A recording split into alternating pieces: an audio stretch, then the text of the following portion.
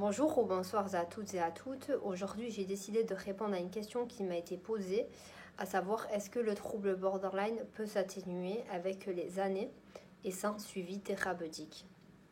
Donc ma réponse à cette question, elle est un petit peu partagée. Moi, je pense que le trouble peut s'atténuer sans suivi thérapeutique seul et seulement si vous avez un cadre de vie sécurisant. Donc c'est-à-dire que ça peut passer par un cadre familial qui est plutôt rassurant.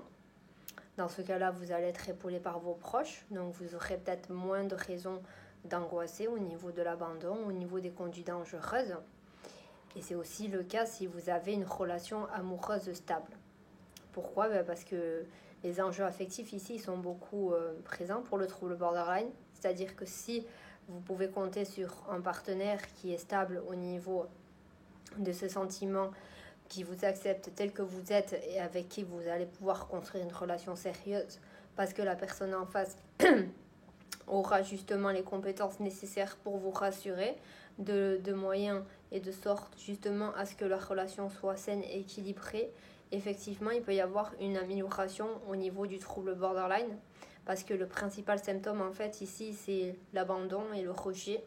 Donc si de votre côté, vous n'avez aucune raison de vous sentir abandonné, mis à l'écart, effectivement, ça ne peut être que bénéfique pour la maladie.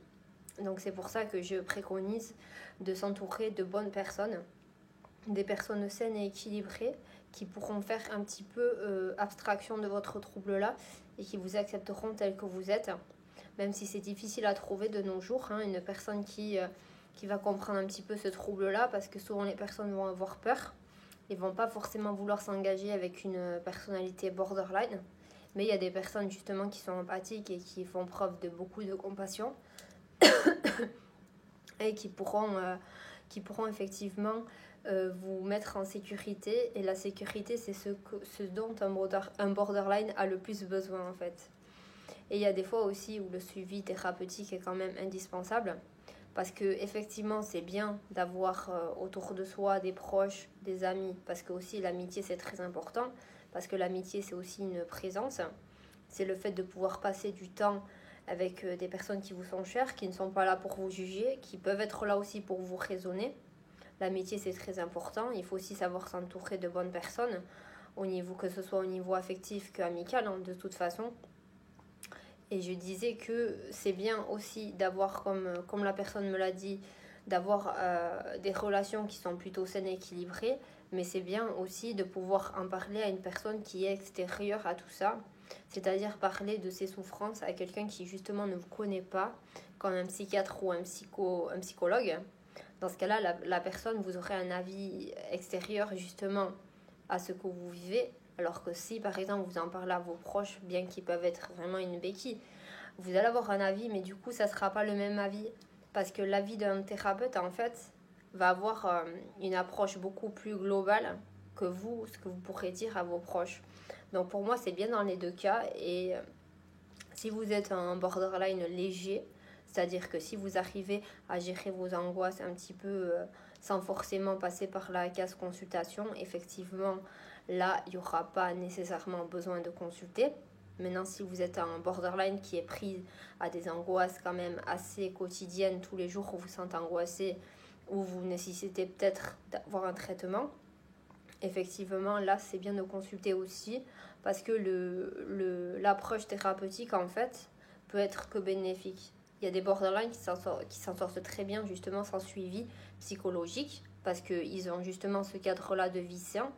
Ils ont des relations qui les équilibrent. Ils ont aussi un mode professionnel, une situation au niveau du travail qui est quand même assez équilibré. Donc, c'est-à-dire un emploi stable sur le temps à durée indéterminée, ou alors des contrats à durée déterminée qui durent plusieurs mois. Du coup, ça va stabiliser la personnalité borderline qui va trouver un ancrage dans sa vie. Donc, un ancrage au niveau de ses repères, au niveau amitié, affectif, familial. C'est vraiment les trois piliers en fait pour le borderline qui font que la maladie va s'arranger ou se détériorer. Et si par exemple vous êtes dans une impasse où justement vous avez un petit peu perdu toutes vos relations, que vous avez du mal à garder un amour, un ami et encore moins un travail, effectivement là c'est mieux de consulter, parce que vous pouvez avoir aussi des des cliniques qui peuvent proposer par exemple des thérapies de groupe. Donc ça peut être des groupes de parole dans lesquels vous pourrez échanger avec des personnes qui souffrent du même trouble que vous ou du trouble bipolaire. Il peut y avoir plusieurs souffrances, mais vous pourrez très bien rencontrer dans ces groupes de parole des personnes un petit peu qui vivent la même chose que vous et avec laquelle vous allez pouvoir échanger et qui ne seront pas forcément dans votre vie privée. Du coup, vous aurez un petit peu un regard extérieur à votre situation. Donc pour moi, dans les deux cas, c'est bien. Si vraiment vous vous sentez apte à pouvoir continuer votre vie sans forcément suivi thérapeutique ou sans traitement médicamenteux, mais là, c'est pas à moi de vous en parler, ça c'est au psychiatre d'en juger. Si dans ce cas-là, vous sentez complètement capable justement de pouvoir vivre sans traitement et sans suivi psychologique parce que vous avez les ressources nécessaires à l'extérieur à partir de votre entourage qui est équilibré et rassurant, effectivement, il n'y aura pas besoin d'un suivi thérapeutique. Voilà. Mais si, à l'heure d'aujourd'hui, vous vous sentez angoissé, que vous avez des relations instables, que vous avez du mal à vous réinsérer dans la vie professionnelle, là, effectivement, c'est bien de consulter. Mais dans tous les cas, c'est un trouble qui s'améliore ou qui s'aggrave selon le cadre de vie. Donc, plus vous aurez un cadre de vie stabilisant et rassurant, dans lequel vous vous sentirez en sécurité, plus vous irez mieux. Si vous commencez à vous isoler socialement, effectivement, là, vous allez dégringoler au niveau de la maladie. Donc voilà, j'espère avoir été claire pour cette réponse. N'hésitez pas si vous en avez d'autres, je serai contente de pouvoir vous répondre. Je vous souhaite une bonne soirée ou une bonne journée à toutes et à toutes.